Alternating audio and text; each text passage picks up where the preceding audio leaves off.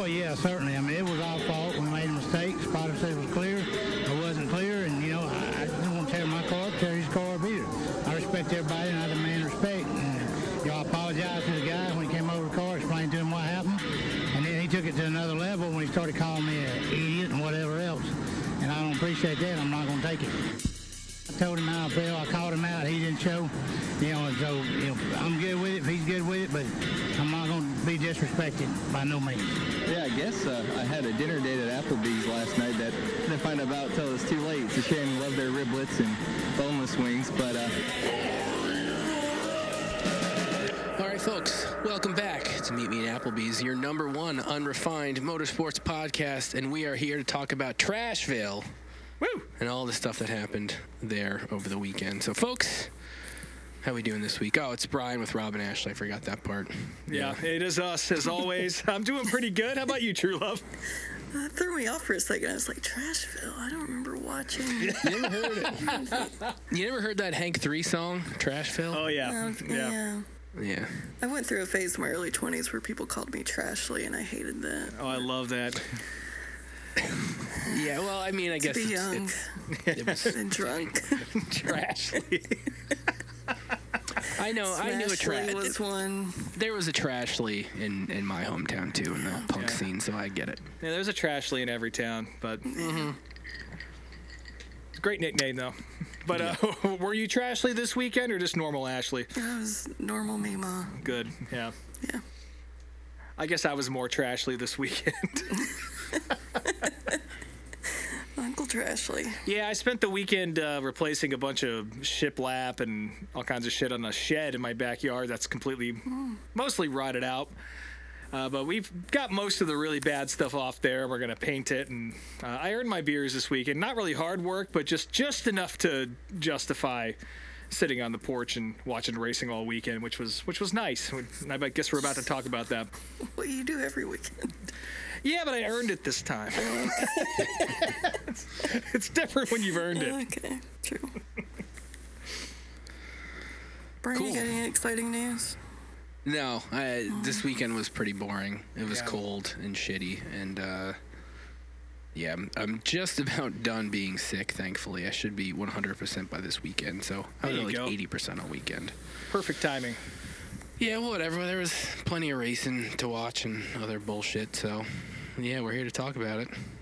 As you can tell, I'm excited. Trashville. Trashville. Was there an ARCA race? Was there an ARCA race? No. Okay, good. Yeah, don't talk about that. Thankfully.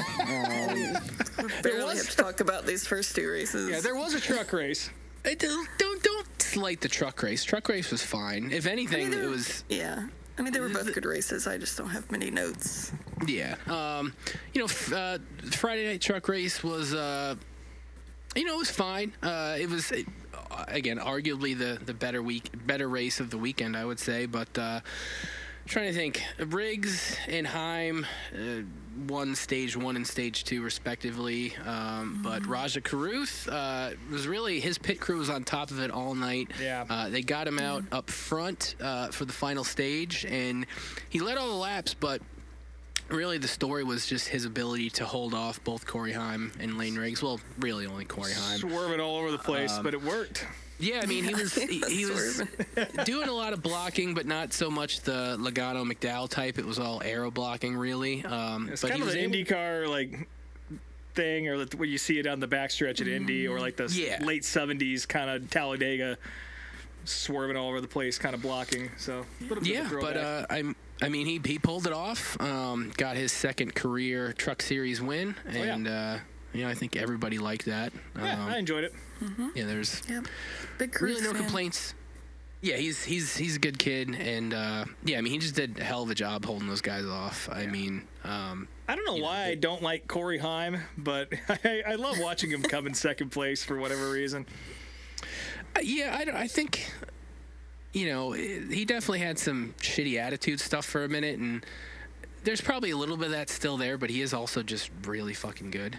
I mean, his future is pretty well mapped out, I think. Yeah. There's no question he's going to be one of the ones that makes it to Cup. Yeah, and quite the opposite future of Frankie Muniz. Oh yeah. yes, Frankie. What a rough night. Frankie started off the race dumping oil all over the track on lap 1, and then was just like, what was his quote? Like, what am I doing with my life? I just don't know what I'm supposed to do in life anymore. Probably act. Yeah. Yeah, I That mean, sucks, man.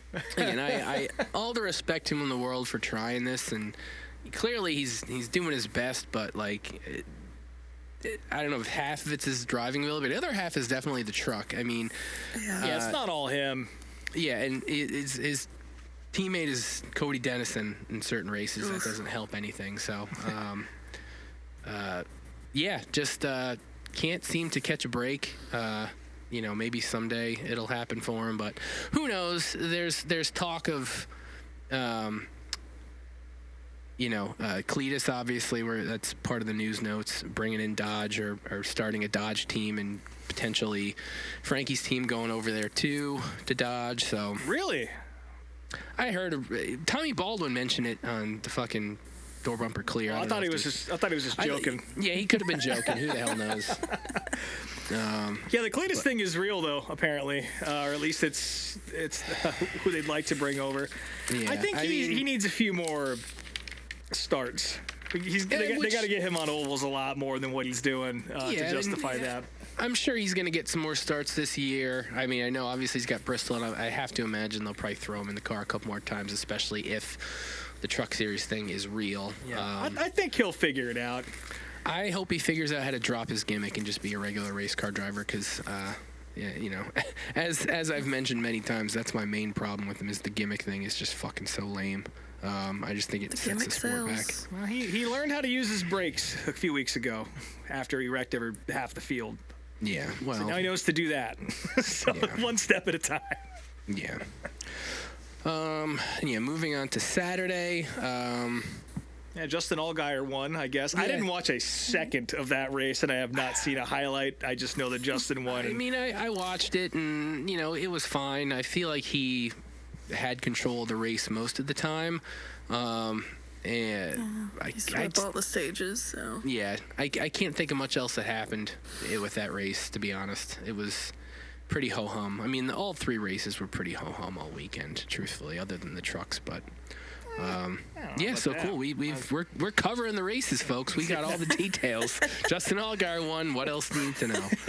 There's no other notes on that race. I watched it. Shit. But. Yeah. So I got a U.S.A on my TV right now, and I just watched somebody run a side-by-side over the back tire of a midget. That's awesome. Jesus Christ. Oh, that's not good. Well, we'll be posting that on next week's. No, maybe I can screen grab this week. This is definitely going to be all over the internet. Anyway, back to NASCAR. Since none of us really have anything to say about Xfinity, we'll move on to Sunday. Just flying through these things because they're all boring. This was another. I don't think Sunday was boring. I mean, the last half was okay. The first stage was pretty boring. Can't even think of who won that. The second stage is Hamlin. Yeah. Hamlin was having a hell of a night. He lost his water. He lost his cooling hose for his helmet, and he had his crazy intense stare on his face the entire time, just pissed off. So that could have his visor up. Yeah, because he had to, but not enough pee in his system to lay in the seat this week from Denny Hamlin because he was completely dehydrated. Yeah. Second stage, though, is when things kind of fell apart a bit. There were, I think, like 3 or 4 cautions in a row. A lot of wrecks, a lot of restart wrecks.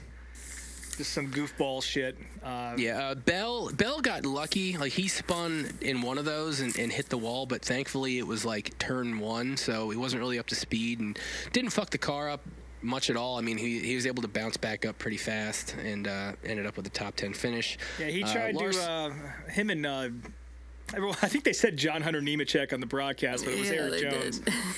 Yeah. I mean, I think everyone just kind of assumes whatever legacy car is John Hunter, but Eric Jones is still out there, and I don't know. This is one of many incidents where I felt I didn't feel bad about anybody who cut down and spun themselves on that one. I mean, Jones shipped bell for sure. Yeah. But I don't know. It looked pretty purposeful. Hold your lane, buddy. That's all I'm going to say. There was also Hocevar spinning Stenhouse, which everybody has brought up ad nauseum. Stenhouse made the comment that, I'm not going to wait for him. That fine's too much to wait for him. Yeah, I was curious to see if he was willing to wait around for 150 laps in a track that actually had an exit in the infield. But I suppose not. He did not. But, Need a step stool. You might need a step stool to get up there. But, he's something Carson's going to have to watch out for, because if anybody's going to wreck you on the track, it's going to be good old Ricky Spinhouse. That's for goddamn sure. Yeah, on purpose or not, it will be Ricky. I don't know. Again, I saw no real issue with that. It's aggressive, but I don't know. I believe me, I understand this. Everyone's like, if you don't understand what happened, you don't just watch you must not know what racing is, blah, blah, blah. It's like, I know Ricky was arcing his shit, but Carson was faster.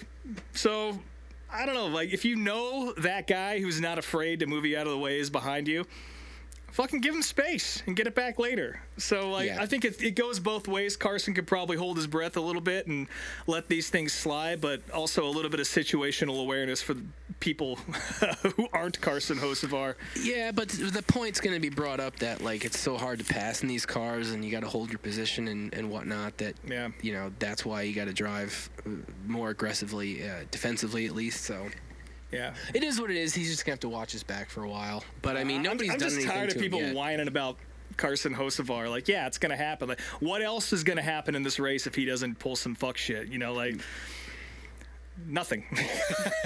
Yeah, really. I mean, Larson had some issues, but he ended up back in the top 10. Really had to grind all day. Yeah, they weren't fast all weekend. Like, they qualified poorly, and then he got loose on lap 1 and lost a bunch of spots after making up a few, which is the only time you can really make up position. And I don't really know what was going on with them, but I was definitely shocked to see him get back up in the top 10 and salvage the day. I'm sure he mentally needed that after a rough couple of weeks.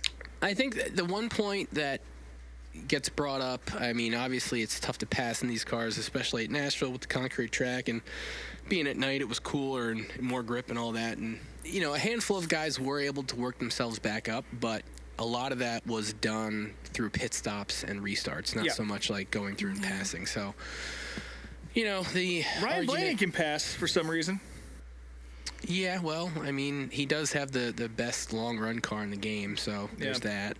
And he finally his streak of bad luck is finally over, at least for this week. It got his first win of the year, so now all 4 Penske cars, yes, you can include Josh Berry in that because it counts as far as I'm concerned. They finally got all their wins, so that's all taken care of now. And Hocevar ended up finishing second, which was a nice redemption from last week. It's inarguable he's good and he's fast. He's definitely the best Spire car, and I have to imagine that one of these weeks he's going to get a win out of this, but it was not Sunday, unfortunately. I know we're going to talk about Corey LaJoie as we always do in a few minutes here, but he did have a really funny quip during the broadcast. I think he was talking to Carson Hocevar on the post-race about how something to the effect of him having to watch Carson do what he should have done in that car or something like that. So Corey seems to be gaining self-awareness in some respects, so that's good. I guess. Well, we might as well I don't think so. Some minute, minuscule respects. Still touching people a lot, way more than he should. The video came out of him and Carl, quote unquote, reacting to the 600 pass, and that looked about as fake as Mikey dropping the flag to me. Like, it just looked so forced. And again, he's touching Carl the whole fucking time. Stop and he's touching such a weird creep, man. Like, I did love, and I know True Love noticed this as well, that definitely had him pushed over as far to the right as possible. Yeah, it looked like there's a few extra feet in there. Corner. Yeah, so that was good. It's I feel like this week he was calling everyone buddy, like every single person he talked to. Well, buddy, oh, okay, thanks, buddy. Buddy. No one's your fucking buddy. Yeah, I think it's... I don't know. I'm going to perhaps ruffle some feathers with this one. I think Corey LaJoie's place on the broadcast is warranted. I just don't think they're using him correctly. Like, we don't need another comic relief guy on here. That's one thing that the Fox broadcast has always annoyed people with, was DW acting like a goofball, or Mikey dropping the flag and, just being an idiot all the time or whatever. And both of those guys are way smarter than that. And, Corey actually could bring some actual insight to the broadcast team as somebody who's run around in the back all the time.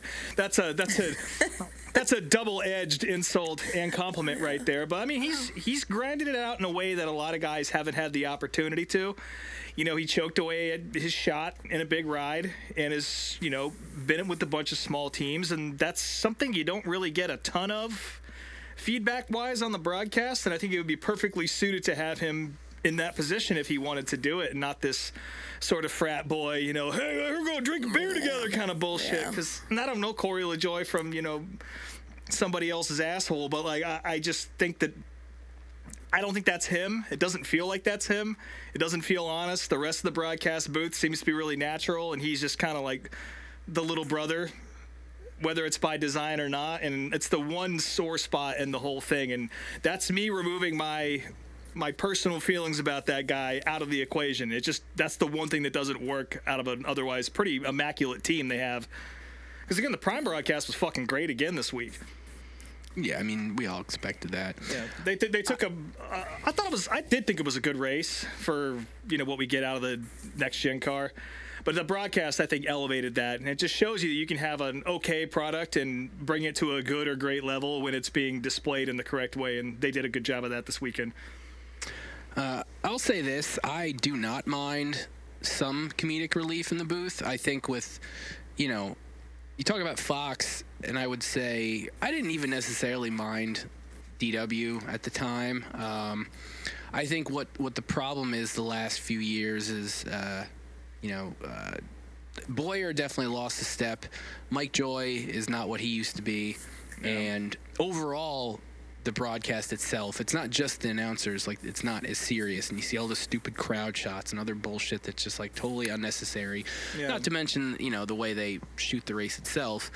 Amazon kind of cures all those problems, and I don't think it's bad to have somebody in the booth that is a little bit of comedic relief, but sure. The problem is Corey LaJoie's not any good at it.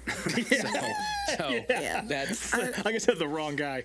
I feel like if the comedic relief happens like naturally in the booth, because the booth has chemistry from getting along and being friends, and they can choke around, that's one thing, but they don't need like a token goofball.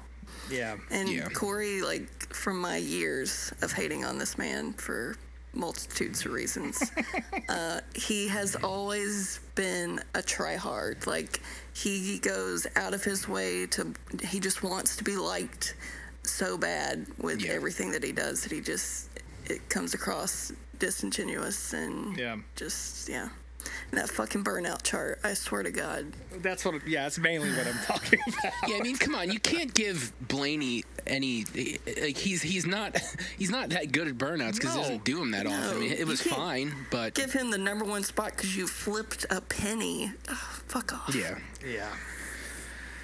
Anyway, my favorite part of the race was when the guy from Papa Roach handed Blaney his guitar.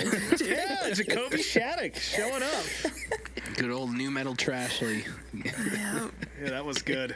Had a little throwback moment. It took me a second to realize who the fuck that was. Is that the guy from Buckcherry? He is out of shape. No, it's the guy from Papa Roach. Still alive.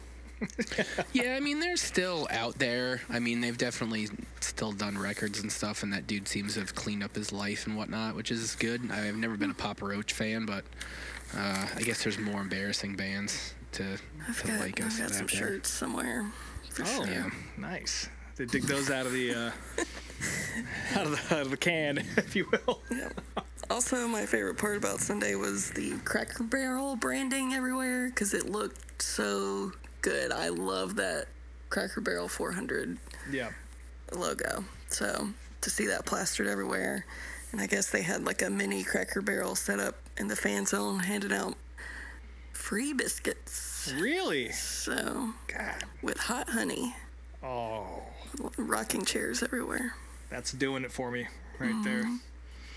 I came across a Cracker Barrel up here. I didn't know we had those in New England. I found one somewhere. Oh, dude, there was one right by my house growing up. It's good. I think it's still there in Albany. I fuck with Cracker Barrel. But yeah, I mean, I guess I'm in the minority here. I did enjoy that race. I didn't think it was all that bad. Certainly not the best we've seen on the intermediates, but I thought it was fine, and I guess we got to get used to it because it certainly sounds like the fairgrounds is not going to be coming back anytime soon. No, I doubt it. That's bogged down in so much legal shit. I don't know if we've talked about that recently on the show, but it hasn't really come up at all in the news or anything in the last probably year or so. Yeah, so it'll bubble up in local Tennessee news, and I kind of try and keep an eye on it, and yeah, that's not going all that well. So yeah. Well, it is what it is. And I guess the other thing to talk about Sunday, which I still don't even understand, this bracket deal. Did they even mention that? They briefly I didn't hear the booth mention it, but maybe I missed it. Yeah, it was mentioned like once or twice, very briefly. But so apparently they locked in the drivers, but not the seeds. And now these next 3 races are going to determine where they're seeded, which doesn't make any fucking sense to me. It doesn't make any sense to Denny Hamlin, who was one of the ones that came up with this idea. They were talking about that in his show, and they're like, we gave this idea to them, and they're still fucking it up. Yeah. So I figured they would just do it by the points up to this point, but that's what I thought too. Take the next 3 races and do it based off best finishes is real dumb to me.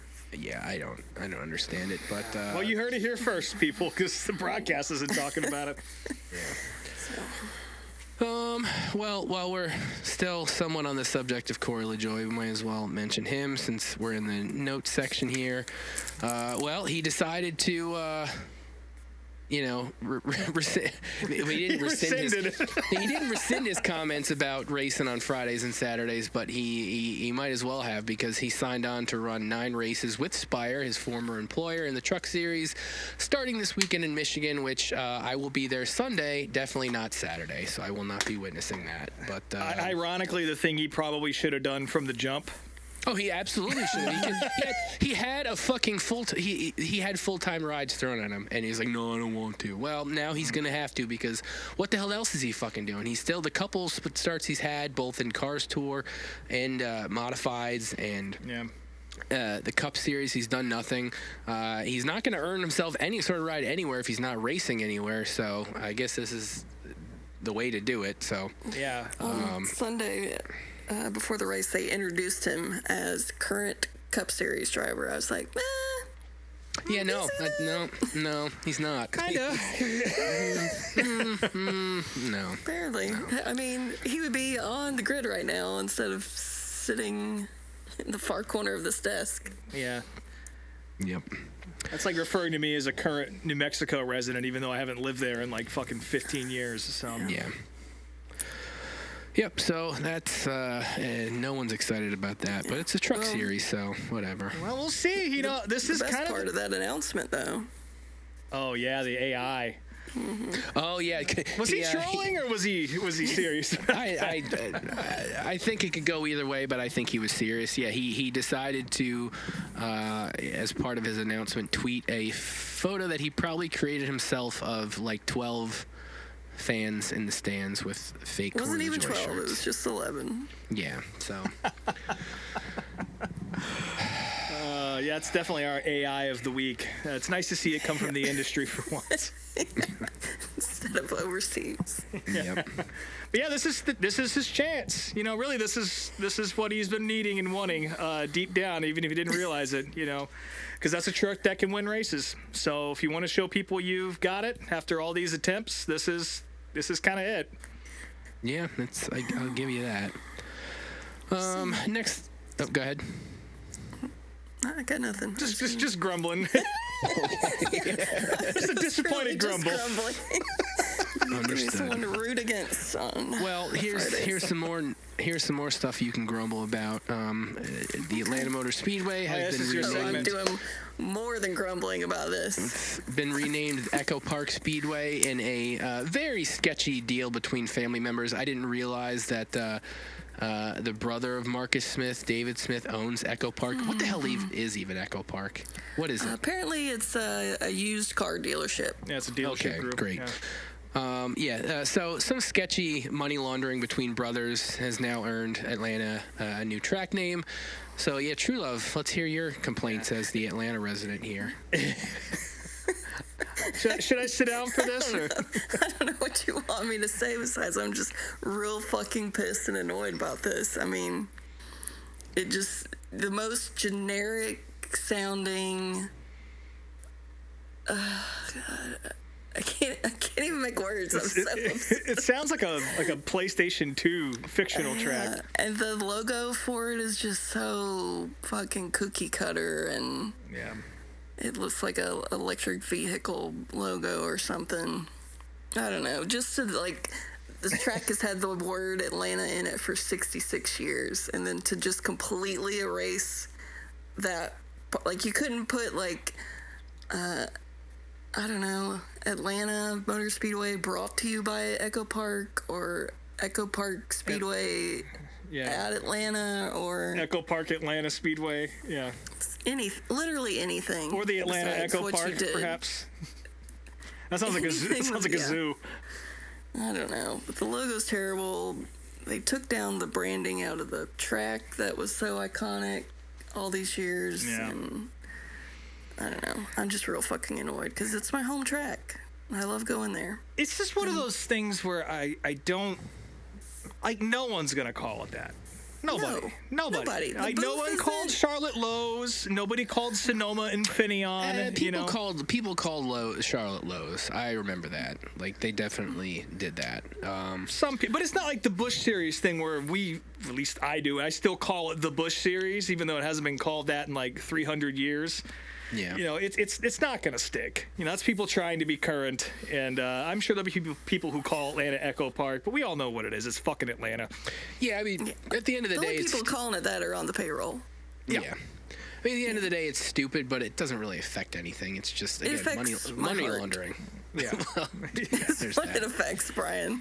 Well, I don't know. For the next 7 years. It's the Smith family. Fuck them. I'm not a fan. Well, speaking of sketchy family deals, or seemingly sketchy family deals, I guess the teams were, or some people in the industry were in a big stink about Jim France wanting to enter a car in the Sonoma race coming up here. It wouldn't have been with NASCAR. Spire was going to be the team that entered the car, and I should have written down the name of the guy who was going to drive it, but he's an IMSA sports car guy. Which the France family owns an IMSA team. It was one of their IMSA drivers. Yeah. I don't see this as really being that big of a deal, like after it was kind of described how it was framed, and I also don't think this would have blown up if all the shit with Roger Penske just hadn't have gone down in Indianapolis. Well, there's that. And the lawsuit as well. Yeah, the lawsuit. Which is funny because, you know, I don't know if it's been lost in the shuffle, but I mean, it was talked about that NASCAR was thinking about actually fielding their own team. Well, that was way worse. And you know, that still hasn't come to fruition, and hopefully it never does. But it was McAnally with Daniel Hemrick was the rumor that they were trying to get done, and they were going to run 6 or 7 races to see what the costs are. And I don't know. I guess like, they were talking about this on Door Bumper Clear, and I guess I agree. Like, what harm would that do to run one race? It's not like these guys are out there, you know, they're not going to win the championship. It's part-time. It's with a team. NASCAR's not buying any equipment for anybody. They're just buying somebody to ride and kind of getting a looking glass into what's going on. So I don't really have that much of a problem with it, but I understand that the optics were pretty bad. When I first read the clickbait headline version of it, it's like, ooh, no wonder. Yeah. And, you know, the thing about that, too, is, you know, yes, you talk about Penske owning teams and owning the series, and then also Dale Jr., you know, owns Cars Tour and has cars in the series.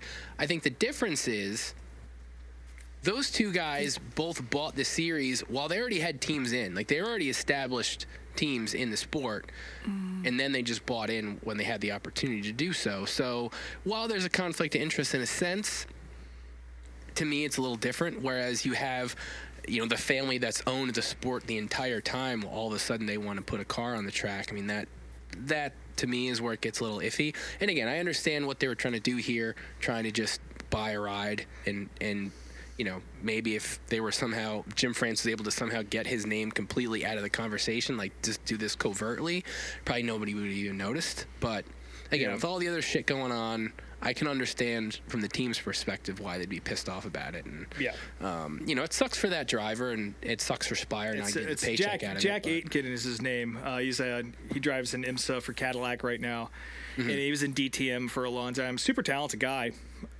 It would have been cool to see him give that a shot. Definitely somebody you would expect to see in one of the like Project 91 cars, or whoever. Like Project 91 was the same one that Kamui Kobayashi ran, right?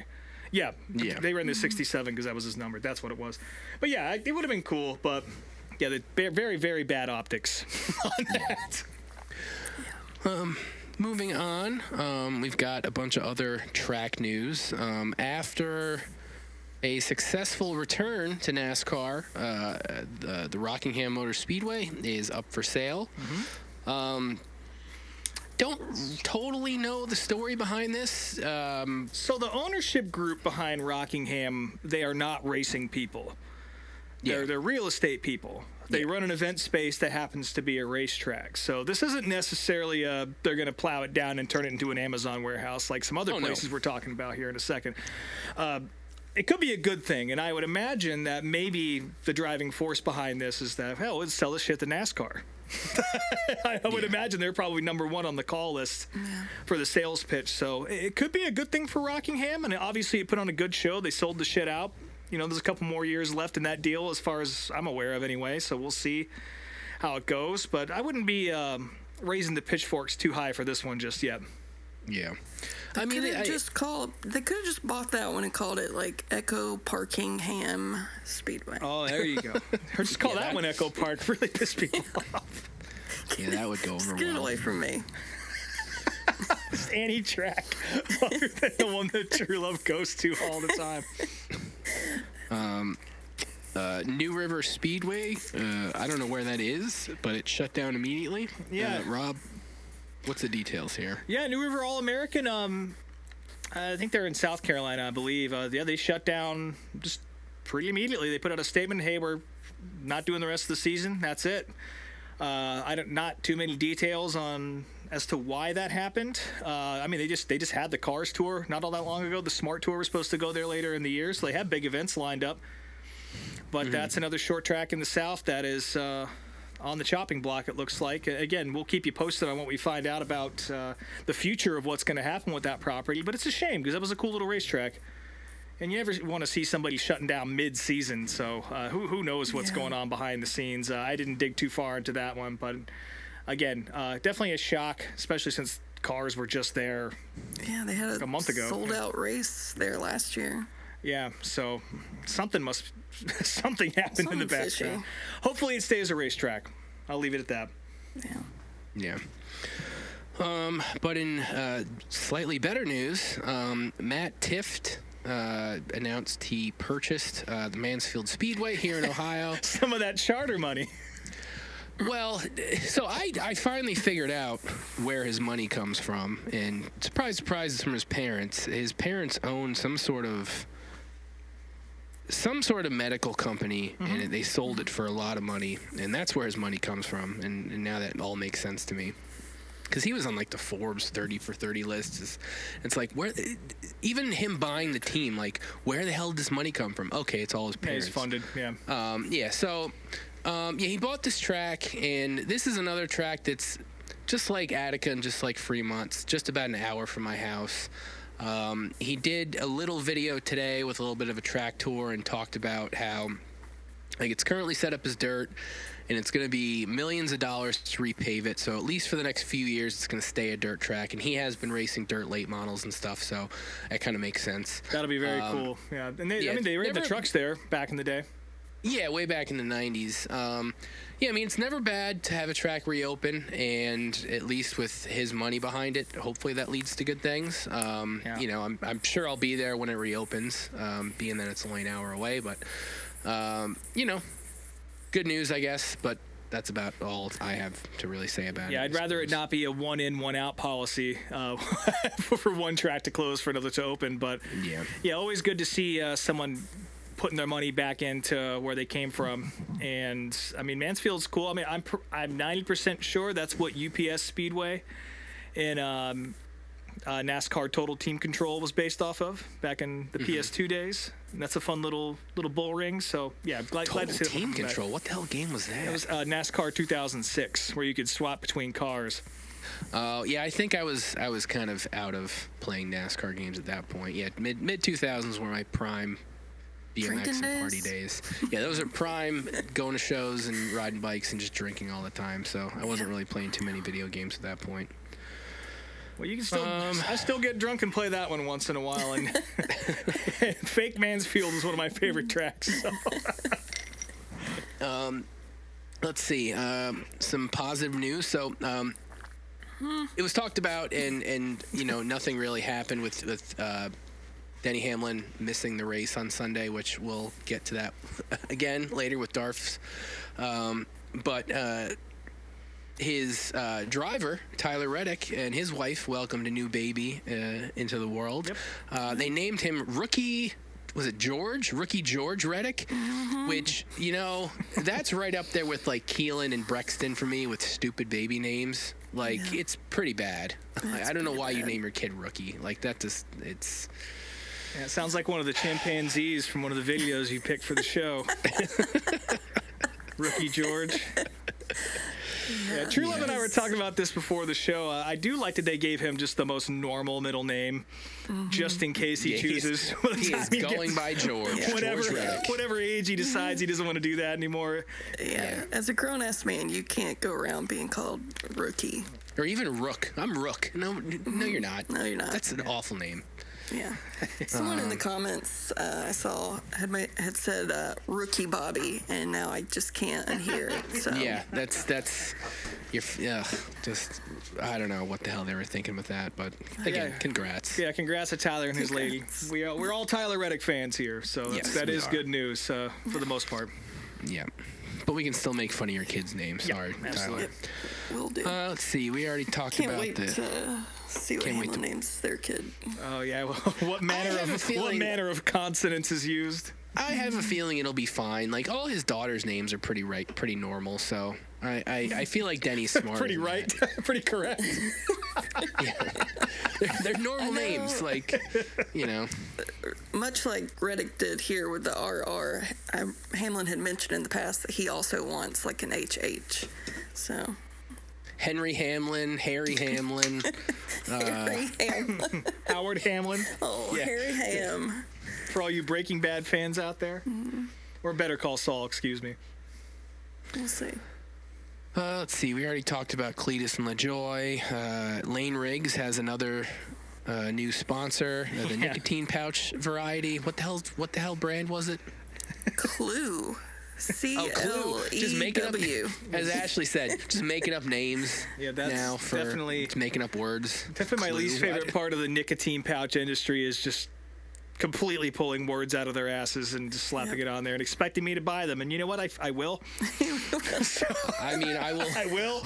I will certainly get free ones if they have them at the track this weekend. I'm hoping they will. I'm hoping they have the Grizzly ones. I want to get a nice 15 milligram fucking. They're nice. Ouch. They're nice. I mean, seeing colors out there. Yeah, I mean, I'm a 9 guy, and 15's a lot. So I'll we'll tell see you, if they have them there. The 12s anyway, they aren't that strong. They just last forever. Listen, you still say zones hit hard. Zins hit harder than all of them, and they're only 6s. So I don't trust your judgment. Sorry, Rob. They burn bright and quickly. I just don't trust it. Let's see here. Some unfortunate news for Mr. Larson fan over here. Yeah, well, we have one big Larson fan here on the show, and I certainly would have been watching this as well. He had to back out of a supercars race that was going to happen after the season ended, so I don't know why he did that. So the reason why, Larson was going to run, I don't know what team it was with, but he was going to run the season finale for the V8 supercars down in Australia in Adelaide at the 500 there. But they require, there's like 3 weeks of testing you have to go through. To get it done. And with the playoff run and all that, and again, this actually happened in a similar fashion with Kyle Busch last year. he was supposed to go down and run a supercars race, and it just didn't work out. So, I mean, Australia is really fucking far away. Yes. And with the, like you guys have looked at a map, but that is not close. Yeah. That's what I hear. Yeah, the flight from LA is about 14 hours. So, I don't know. Being in the middle of the playoffs, and, you know, he's in the playoffs and he usually goes deep enough. So I can imagine that after, you know, the past couple years of doing the double, going to a completely different day on the calendar is probably not something that is a smart idea if you're trying to chase a title. So kind of is what it is. But it would have been cool. Let's see here. I don't know. What's this Charlotte Summer Shootout? No, because I This didn't. is something I catch added. that. I just thought it was something fun that I saw in the news this week that every summer Charlotte does their summer shootout with the Legends cars, and SVG and Scotty Mack announced that they were both going to be running that all summer. Well, Scotty with, Mack too. Yep. That's cool. So they got him a new little New Zealand team going. So Yeah, Nice. Bubba's been running them again, and I feel like I saw a couple other drivers. Bubba always runs it. Vibe. Daniel Hemrick is usually out there. I want to say Corey LaJoy has done a couple of them. But, yeah, you'll see some Cup guys pop in once in a while. Yeah. Or so NASCAR guys. all of June and July, usually on a Monday or Tuesday night. So And you can watch it on Flow Racing. oh, Good to know. about that. And our final news note, Connor Daly, Forgot about this. after his pretty decent run in the Indy 500 where he pissed himself before the race even started, got himself a new sponsor. Depends is now sponsoring the team. So, you know, hey, if you're going to piss yourself and then announce it at the banquet the next night, you might as well earn a check out of it. So good for him. Turning lemonades into lemon right there. That's good. yes, he is. Happened fast too. So Yeah. Speaking of IndyCar, did you guys see Will Power just completely burying his nose cone in, I think it was Kyle Kirkwood's gearbox in Detroit? Yeah, I did see that. That and, was fucking hilarious. Yeah, Kirkwood still ended up winning. Yeah. So we've got still got two winners in the IndyCar series this season. So good for him.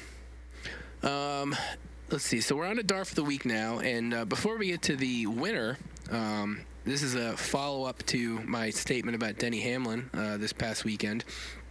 You know, it was talked about, you know, all weekend on social media that, you know, he's on baby watch, and they had who do they have in the car or Ryan waiting? Truex. Yeah, Ryan Truex was Yeah, on Ryan standby. Truex was gonna be the fill-in if he needed him.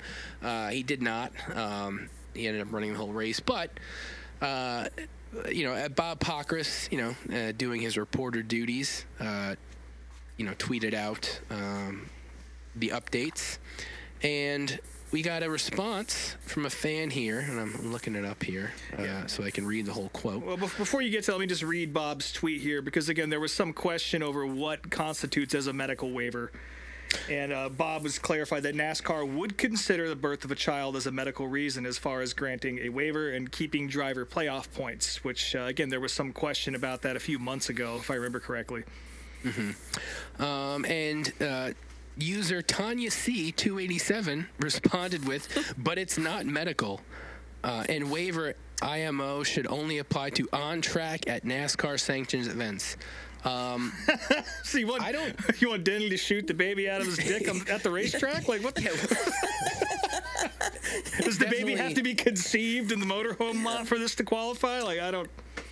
Definitely the most unhinged response you could have to that, because it is absolutely a medical issue. Yeah. Just not Denny himself actually experiencing it, but, you know, it is what it is. And Did I'm have also a going to... hand in it though. Yeah, I'm going to mention this here because I got into it with him on Twitter. John you Kernan, John Kernan, former host of RPM Tonight and now confirmed Trumper from his Twitter feed, responded to a tweet about Dale Jr. talking about, you know, the Earnhardt documentary with this response. I'd have to say interviewing real Donald Trump today is a lot like interviewing Dale Earnhardt back in the day. I know because I interviewed them both. Now... Okay. I interpreted this as they're both polarizing figures. At least Earnhardt was at the time, and as is Trump now. But unlike unlike Earnhardt, Trump is definitely a bit of a fascist and not someone that I'd be comfortable comparing to Dale Earnhardt in any sense at all. And I quote tweeted this with burning my RPM Tonight merch, and John Kernan called me an idiot, and he said I was making the comparison because they both didn't put up the bullshit questions, which that's kind of true. But also, as the president, you shouldn't just shut down questions you don't like answering because you know that you're going to have to give a negative response and make yourself look stupid, which is not something Dale Earnhardt ever really had to do. It's pretty silly to at the president when you're talking about an Earnhardt documentary. You're just trying to get fucking likes and clicks and all that. That's all it is. Like, yeah. They are similar in certain regards. There's no question about that. But yeah, why bring that up? It's no point. Who cares? Like, you should have threatened him with the Meet Me at Applebee's podcast. We'll never choose RPM Tonight as video of the week ever again. Well, that would have really stuck it to him. I'm not that strong-willed. I love that show. Yeah, no, I also, because of this, we decided that if the show ever gets a cease and desist from Applebee's, the new name of the show will be Darf PM Tonight. Yes, which is not a horrible name, but I don't should think also get us sued. So. I'm not really worried about either lawsuit coming. So I'm more worried about the ESPN legal department than I am the Applebee's department. I think they're both in turmoil right now. They got other things to worry about. Exactly. But now moving on to the actual DARF of the week, and I'll let you take this one, Rob. Yeah, we had so many submissions this week, so many good ones. Again, we already mentioned a couple of them just now. There was a sea of other ones. In fact, one from some of our Carolina friends suggesting a guy who was referring to Corey LaJoy as Casey LaJoy while tweeting at Dave Moody. Yeah, tagging Casey LaJoy. Yeah, who was not the NASCAR driver in question, but that's one of many. It was a busy week on the internet. But being an idiot on Twitter or Facebook or whatever is one thing, and being an idiot in real, physical, tangible life is a completely different situation altogether, and this person really outdid themselves. This DARF of the week comes from the Black Flag podcast up here in New England. They were out at Oxford Plains over the weekend and over the week. A couple big races up there. In fact, there was one on Tuesday that Derek Nealon put on. Pretty cool super late model show at the Pass Tour. They brought up Butterbean was up there. Kyle Busch was racing. It was a big show. And, of course, they had some local divisions, one of them being the Mad Bombers. It's kind of a street stock division. And during this race, this woman, I guess she wandered up the pit entrance or over the wall in the backstretch and just kind of wandered out to the edge of the racetrack while the feature was happening. And they had to throw a yellow flag and stop, or a red flag and stop the race because this woman was literally standing on the edge of the racetrack because there's no real wall on the backstretch or in the corner at this section. Like many short tracks up here, it's kind of how it is. And she's just out there standing, enjoying the night. And get a good picture. Anytime you as a fan can draw a yellow flag, you're automatically the DARF of the week. Yes. I feel like this lady's probably already earned her punishment by likely never being able to step foot into Oxford Plains or a pass event ever again. So hopefully she'll find something else to do. We'll go easier on her this week since the sentence has already been levied by the state of Maine. But I can't believe I have to say this. Don't do that. Don't do that.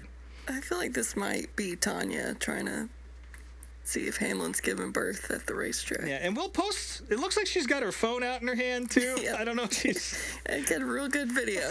Yeah. Sent to the grandkids. One last video of race cars, but you'll never get to see them in person again.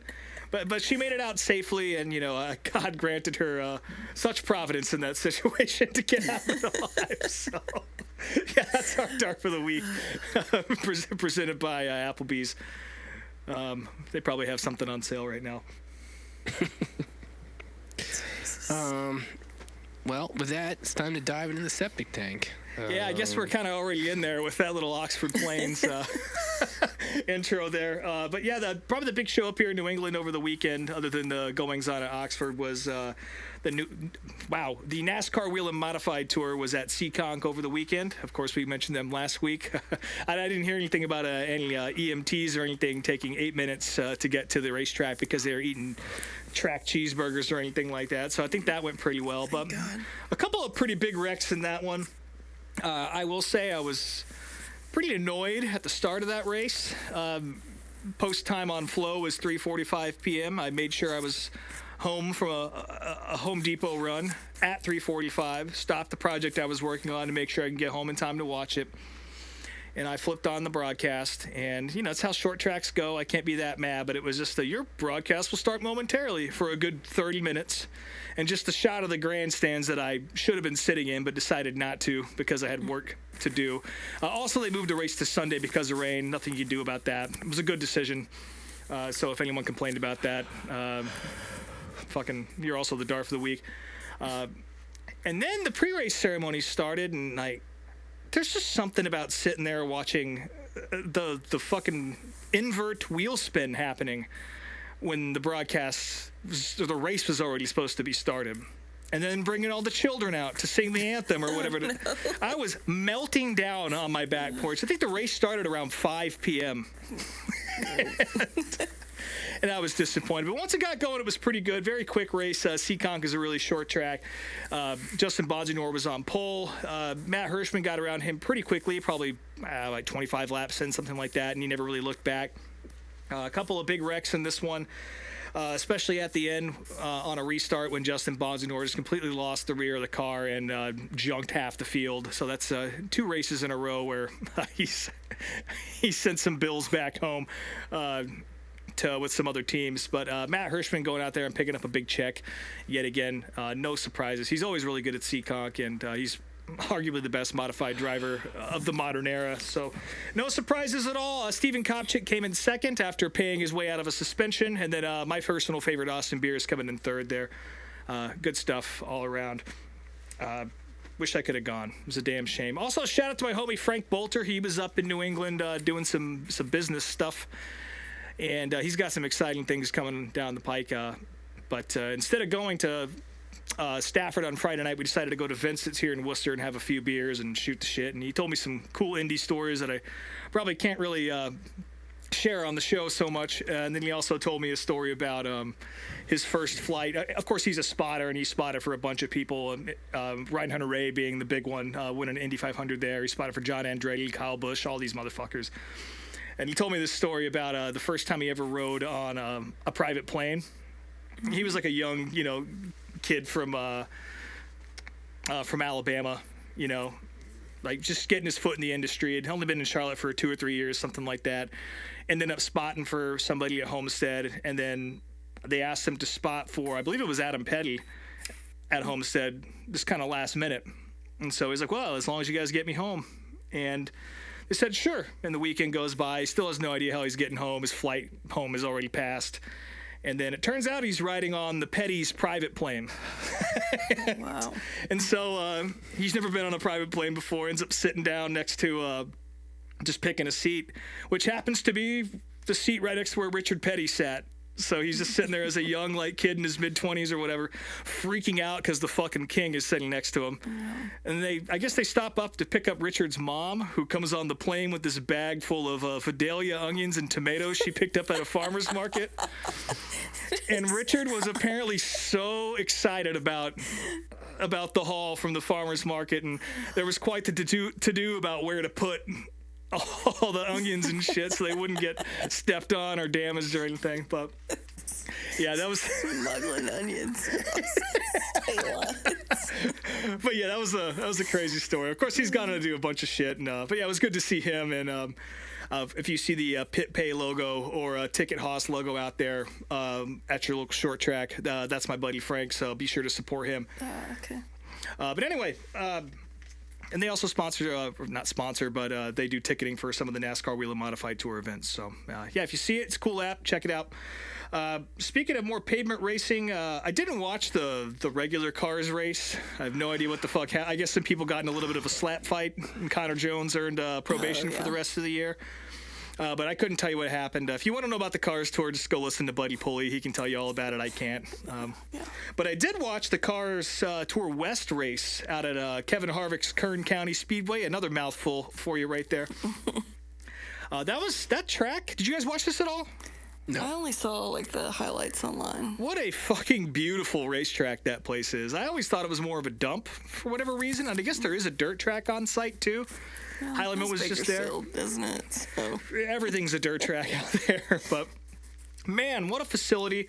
Of course, this race was, I believe, the first time that Kevin Harvick and his son Keelan have raced against each other in a pro late model. So that was pretty cool. And Keelan ended up getting the win. On account of his dad getting the fuck wrecked out of him. Great race for the lead between Kevin Harvick, Jacob Gomez, and Buddy Shepard. They were kind of going at it for several laps, and eventually Gomez got fed up and just completely dumped the shit out of Kevin and took out the lead 3 cars, and then Keelan skated on by and picked up a win. So, way to make me feel really old, pal. Right. Jesus Christ. Yeah. I can't believe he's old enough to be racing these cars. Yeah, winning that's where my problem lies. I just think it's weird to have not even teenagers in these fucking cars, man. Actual children, yeah. Yeah, it's I say this after, glowing watching a 12-year-old win a sportsman modified race a few years ago, but I don't know, man. I still just think it's weird. And, I'm sure the kid's got a bright future ahead of him and all that, but it's just, I'm just not into it. Like, there should be you should be at least old enough to actually legally drive on the road, I feel like. I mean, we all come from the era where rookies were like 56 years old. Yes, exactly. So it's a little jarring to see a 4-foot tall child crawl out of there and spill his trapper keeper all over the ground when he's getting out of the car, like named Keelan. Yeah. Kevin Harvick's son, by the way. Yeah. Who we've literally watched grow up since birth. Yeah. That whole family just gives me Children of the Corn vibes, man. The Harvicks? The whole, all of them do. They really do. Listen, us gingers can't help the It's nothing to do with the ginger part. Like, listen, his wife's a blonde. Yeah. It's all of them. It's just I get weird vibes. I almost got hit by Delana Harvick on a golf cart once. She was screaming through the fan area and almost mowed me down. So, much like Kevin got mowed down in that race, but that was going to be Kevin Harvick's race to win at his own racetrack. Kevin Harvick winning at Kevin Harvick's Kern County Speedway.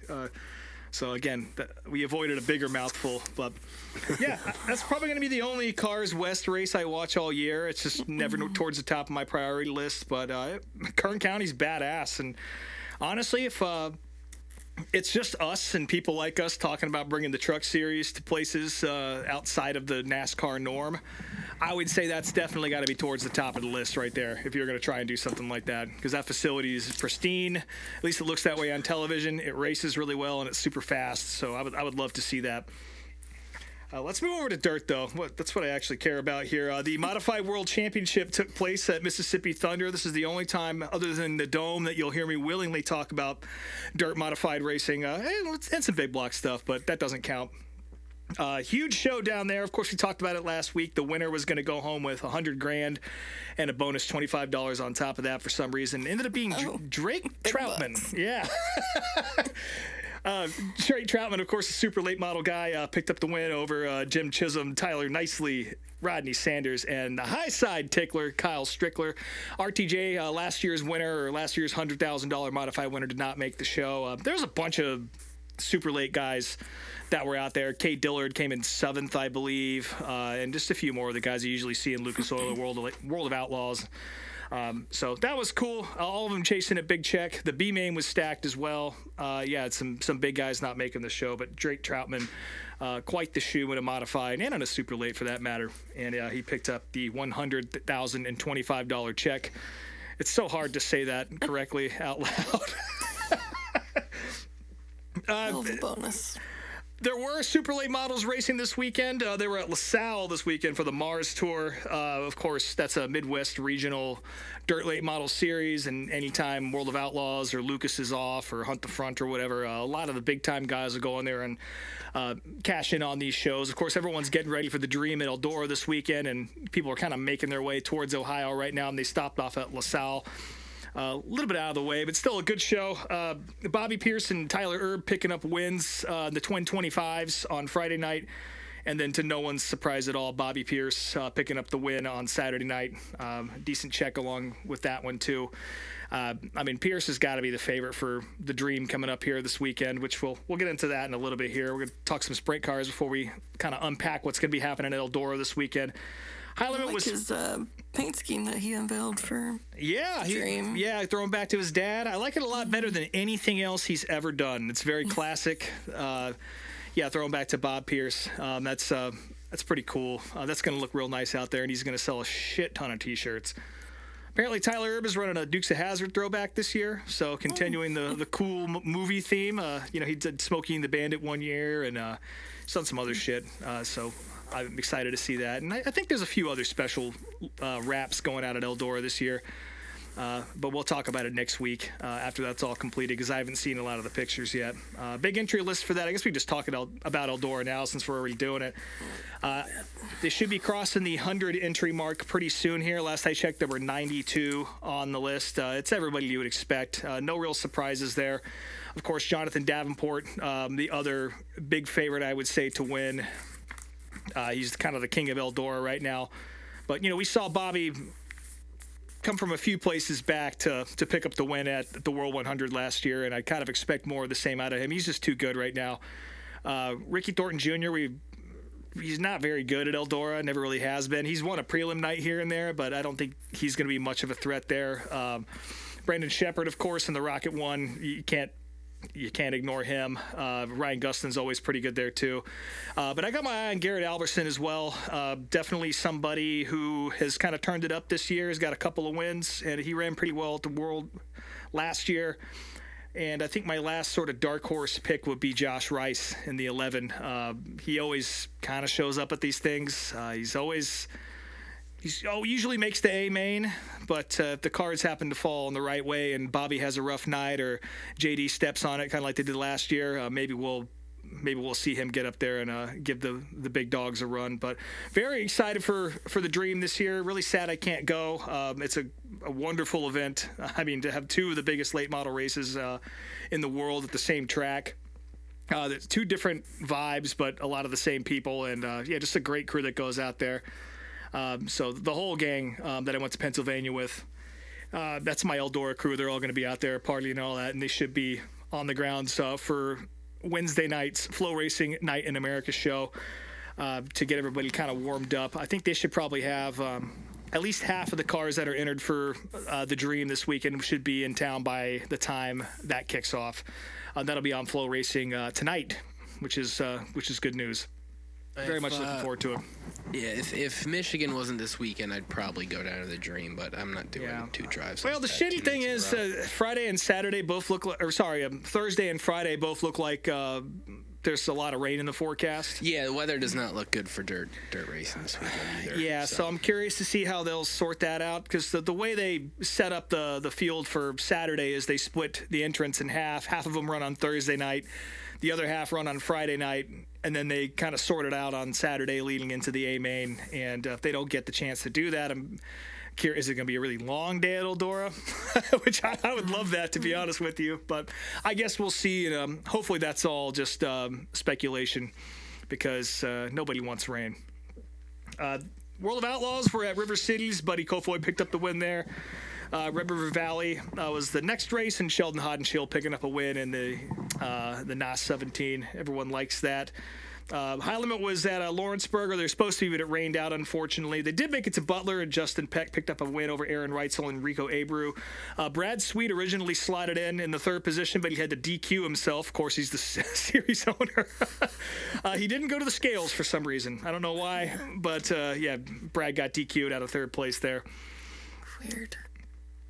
Some notes here from around the short track world. Max Blair, speaking of late model shit, he's dropped off the World of Outlaws tour and is going to be doing a true outlaw schedule for the rest of the year, kind of picking and choosing whatever he wants to do. Kind of makes sense when you look at how, I wouldn't say poorly, but not great they're doing on that tour.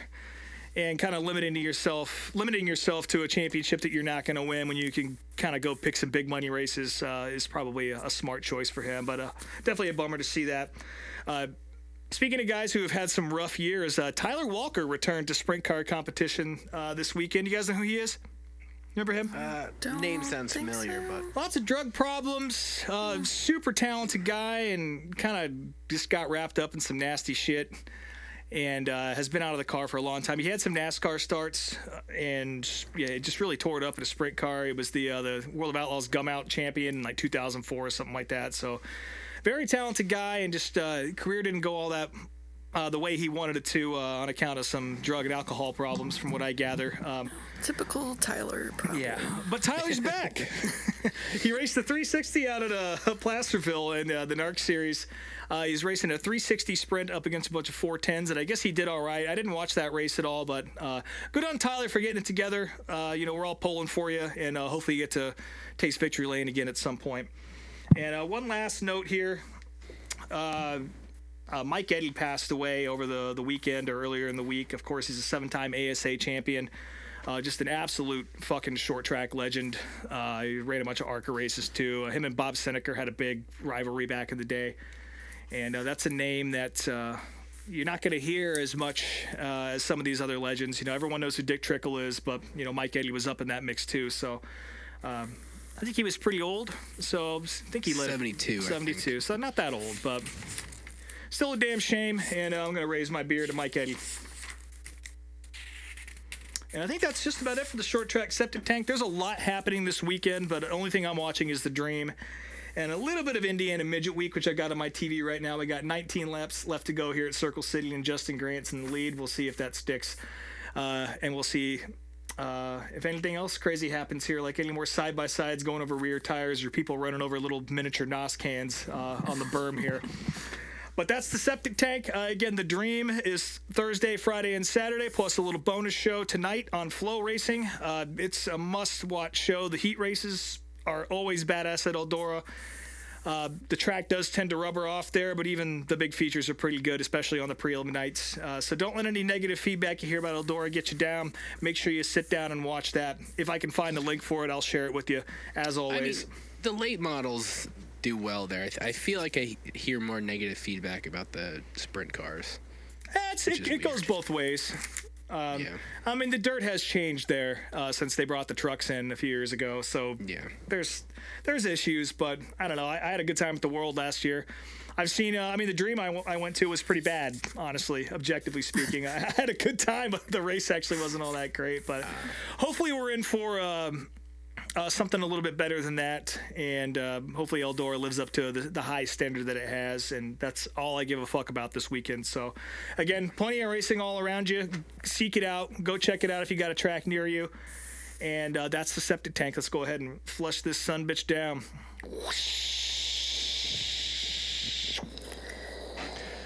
Flush that lady right off the track. Yeah. All right. Well, we. I don't know what. Flush these videos down. That just reminded me. That noise reminded me of. You seen that video of that guy pissing into the Dyson Airblade on Instagram? I can't say I have. I mean, I have a feeling you know how it goes. But Yeah, it goes exactly how you'd expect. Yeah. But that's how one of these videos made me feel, like I was standing next to somebody who was doing that. Yeah, well, so like I said, we picked 3 videos this week. First one is I picked 3 videos. I had real high hopes last week just from hearing like the subject matters, but boy, was Well, I don't know if I've really talked about my video picking strategy on the There is show. none. And no, there is, but I will say this. I obviously I try to pick, either stuff I find interesting or stuff that relates to what is going to be happening on the track and all that. But in saying that, I generally don't watch the videos before I announce them on the show. Like, I'm like, okay, this looks like a good video, and then I'll just pick it. I don't really skim through them too much. Maybe just a second just to make sure it's worth watching. But I don't go and watch them and then present them to you guys. So that was the case here with all three of these videos. Shocking revelation. Yeah, well, sometimes it works, sometimes it doesn't. This first video was like, this first video was the good, bad, and the ugly of Sterling Marlin or something. This one was great. I love this one. Yeah, this one was good. Yeah, this was a good video. It wasn't necessarily what Ashley was looking for as far as like a compilation of Yeah. I mean, some of it. It wasn't necessarily a compilation of Sterling just saying funny, goofy shit. I mean, that is in there for sure. Yeah. It was but kind of a overall, career retrospective. Yeah, it was a fairly well done, and I say well done in the sense that there wasn't someone eating the microphone. There was or no stumbling narrator. over the words. I watched this one third, so it was a breath of fresh air after the. Oh, well, I watched it first, so it was all downhill. I watched it first also, and yeah, this was more like a pop-up video type video, which if anybody remembers watching that back in the day, where I love that. there were. Oh yeah, me too. But there were like facts and stuff, throughout the video, kind of narrating what was going on, and it started off with a funny quote from Sterling's dad, Cuckoo. He says something. He hasn't won a real race yet, and maybe someday he'll get in a car that can win, which I thought was a funny way to preface the video. But yeah, it really just kind of breaks down Sterling's career. And Sterling, like a lot of guys from the 80s and 90s, had a fairly long career that started off slow. It took him a while to get into any sort of full-time ride in NASCAR. He ran kind of intermittently throughout the mid-80s for different teams. 88, he got in the Piedmont car, which had won the Cup Championship with Terry Labonte a few years prior, but by the time he got there, they weren't really at that level anymore. There was a funny quote. They did start off with some funny quotes. A lot of drivers doing impressions of Sterling, which are always gold. Yeah, the Tony Stewart one was great. If somehow you're listening to this show and don't really know what Sterling sounded like back then, I don't even know what to say to you. Yeah, you need to go back and watch some videos because Sterling was kind of Boomhauer-ish a little bit. Yes, very much Boomhauer-ish. But a more Tennessee version of Boomhauer. Not even just in his voice. He even kind of looked like Boomhauer a little bit. Yeah. A little bit. There was a funny quote where Steve Burns was asking him if he'd ever been to Mule Day in his hometown, wherever the hell he was in Tennessee, and he's like, I was racing. And then they asked him, well, what do you think it's like? He's like, probably just a bunch of drunk asses. So that was pretty funny. They show a clip of Sterling getting spun at Bristol, I think in 90 or 91, on the last lap by Ricky Rudd and going into his hauler to try to find Ricky. And unfortunately, that's where the video cut off. So there wasn't really any good aftermath to that. Yeah. There was one wreck that he had in 92, I think, where it was a really fiery crash, I believe, at Darlington. And, first and second degree. Go ahead. Was it at Bristol? Okay. Regardless, one of those tracks. And first and second degree burns. He was in a burn unit, and he actually left the hospital to go qualify the car. Yeah. And then went back into the hospital and, eventually healed up from it. But you see a very cool shot of him in the car getting interviewed, and he's got, the fire protectant. He's wearing a full face, which at the time a lot of drivers didn't. He was one of those guys that didn't. But he had a full face on, and he had this, Nomex face mask on to kind of protect himself. Like a ski mask. Mm-hmm. But yeah, to be able to go do that and then have to get in an ambulance and have them drive you back to the hospital is pretty wild. Yeah. Yeah. They talk about how, it took him 279 races to win. But again, those races were probably over a decade. And his first win was the 94 Daytona 500. He followed that up with a 95 Daytona 500 win and then 3 more wins that year. Was that the record before Mikey won the 500? I don't think so, but I don't recall. I mean, it's a pretty big number. Yeah, I'm going to look this up. pretty big difference between the two. I mean, Mikey had almost 200 more starts.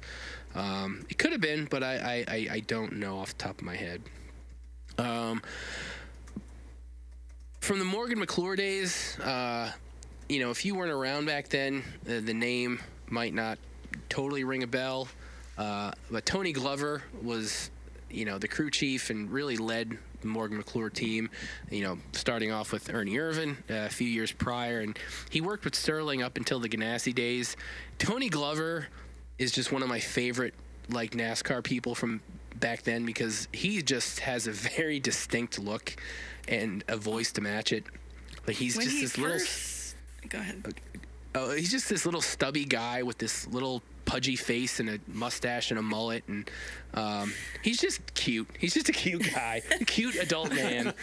In this video, the very first time they show him, I was like, what the fuck is John Prine doing in this video? Yeah, I guess he does look a little But then like that, when he yeah. cuts his mullet off, he doesn't look like John Prine anymore, but with the mullet he did. Let's see here. They show, I guess it was a Watkins Glen. I forget who wrecked him, but they show the clip of the infamous I got run over by a bug-eyed dummy, which was just an all-timer insult. Yeah.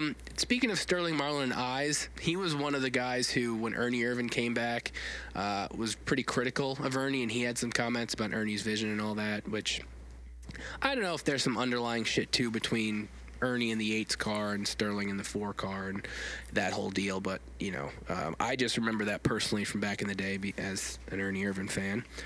Yeah. He was... just a quick update on this. At the time, Sterling did have the record before Mikey. There you go. And then Michael McDowell actually surpassed him as well, which I forgot about. Surpassed Sterling or Mikey? Surpassed Sterling, not Mikey. Mikey Okay, is I was still gonna say, firmly on top of that list. Yeah, and I doubt anybody will break that. No. Unless Corey LaJoie does it in 10 years when he's 50 years old. And Dave Marcus and Johnny Benson rounding out that regrettable top 5 right there.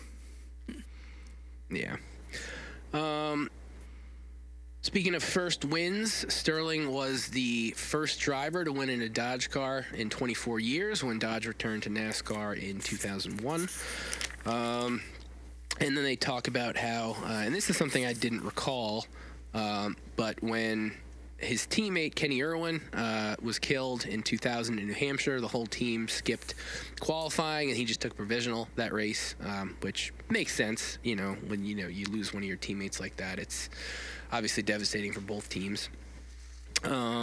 He won the first race back for Dodge at Michigan in a rain delay. He missed a race at Watkins Glen in 2005 due to the death of his father that day, and Scott Pruitt ended up getting 7th, I think, that day in that car. Unfortunately, it took Sterling forever to get into good rides and start winning races. In 2002 seemed like it was his year. He led the points for 25 races, which is a lot.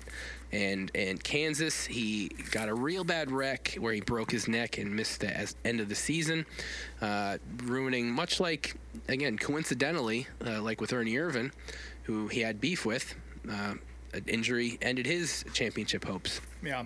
And really his career, because he didn't really ever recover after that. But and launched also Jamie McMurray's career.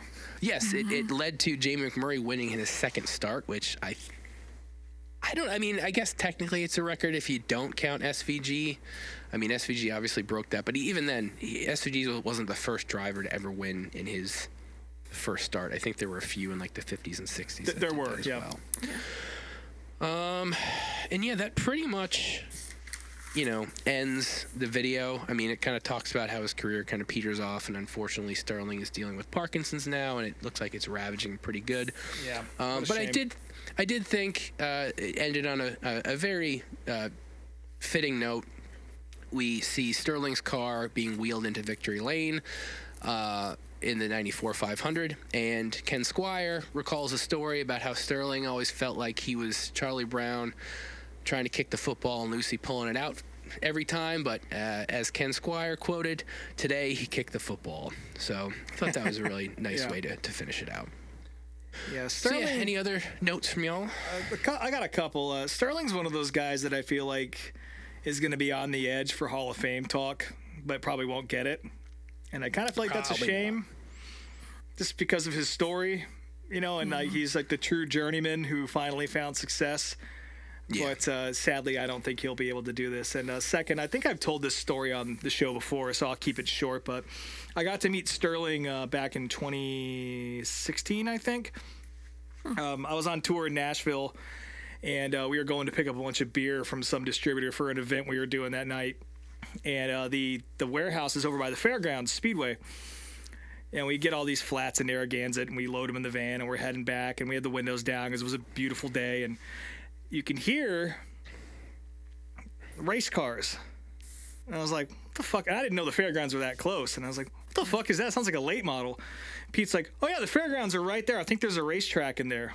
And I was like, and as he said that, we were pulling up to the gate, and I was like, do you guys want to drive in there and see if we can get in and just see what's going on? And so we did, and we pulled like right up to the top of the grandstands, because, you know, Nashville, the old, I don't know what they've done to it since or anything at all, but like it was like a road that kind of leads to the top of the grandstands, and then it goes down into a bowl. And so we pull the van right up to the top of the grandstands and step in, and sure enough, there's a late model test, and there's nobody out there on the grandstands except for this big old boy, kind of old guy sitting there with a pair of binoculars. And he kind of looks up and waves us over, and we start talking about ARCA and all that and all this random shit, and how he's been coming to the Speedway for, you know, more years than any of us have been alive, and how he used to be like Tanya Tucker's merch guy and all this shit. And he's like, hey, take these binoculars and take a look down at that guy standing next to that car right there. And I put the binoculars up to my eyeballs, and sure enough, it's Sterling Marlin in his Coors Light fire suit. And I was like, is that fucking Sterling? And he's like, sure is. And he's like, now I bet you if you all drove down in there, you might get to meet the man. And I was like, nah, I'm not going to do that. Fuck it. And as we're leaving, my other two bandmates that were with me was like, you're really not going to go down there and try and meet this guy? He's one of your heroes. He's right there. Go fucking talk to him. Mm-hmm. And so they convinced me to go in there. So we drive all the way into the pits at Nashville, right up to Sterling's trailer. And he's sitting there with a beer in his hand with his fire suit, like, off, you know, like shirtless, just sitting there. And I walk up to him and probably said some embarrassing shit. You're like, oh, Mr. Marlin or whatever, you know, I can't remember.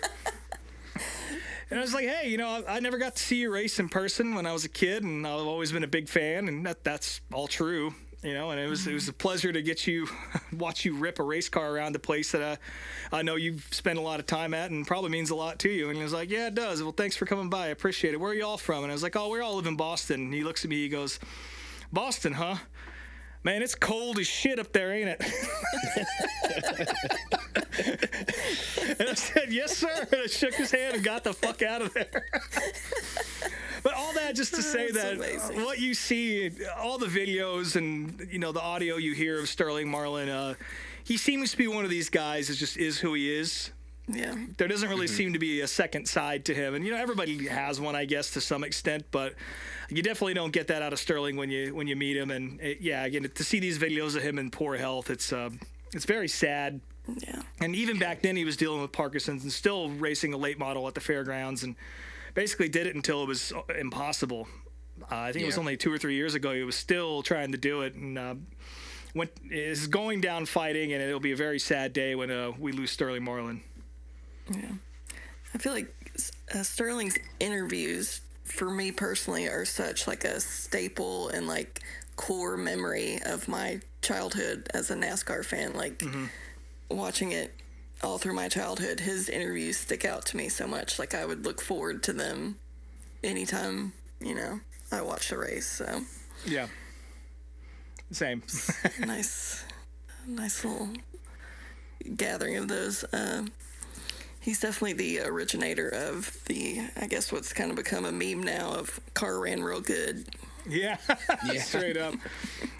I mean, I remember one more point about Sterling before we move on to the other two abominations that we sat there. You know, kind of like Robert Yates was, Robert Yates was a little higher up in the world of launching careers, you know.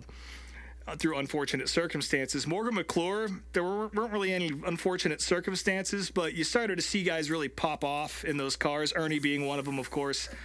And when Ernie left, Morgan McClure, Sterling, of course, came over, and was like, oh, shit, let's see what this guy could actually do. And he picked up right where Ernie left off and, won Daytona twice and all that. And I always associated that Kodak car with guys getting the shot they finally deserved. And, I guess we saw more of that with Ganassi later on driving that Coors car, Felix Sabates. But, yeah, I don't think any of us have ever had any ill feeling towards Sterling. And I don't think most people really ever did either. I think everyone always liked to see him do well. Yeah.